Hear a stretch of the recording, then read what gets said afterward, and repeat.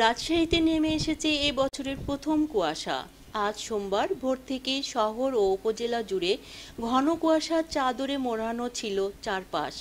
শীতের আগমনী ছোঁয়ায় বদলে গেছে প্রকৃতির রূপ। কুয়াশায় ঢাকা সকাল জানিয়ে দিচ্ছে শীত আসন্ন। ভোরের আলো ফুটলেও মহাসড়কে যানবাহনগুলোকে চলতে দেখা যায় হেডলাইট জ্বালিয়ে।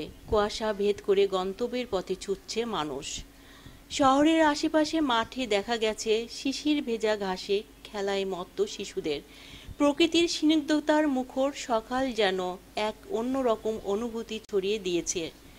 মাকড়সার জালে ঝুলে থাকা শিশির বিন্দু আর ধূসর আকাশে সূর্যের টিপ টিপ আলো মিলেমিশে সৃষ্টি করেছে মনোমুগ্ধকর দৃশ্য। স্থানীয়রা বলেছেন, আজকের এই সকালেই প্রথমবার সত্যিকারের শীতের ছোঁয়া টের পেলাম। আজকের এই প্রথম কুয়াশাময় সকাল যেন জানিয়ে দিচ্ছে আসছে শীত, আসছে স্নিগ্ধতার মৌসুম। আক্তারি আলম, ডেস্ক রিপোর্ট, নবরূপ টিভি।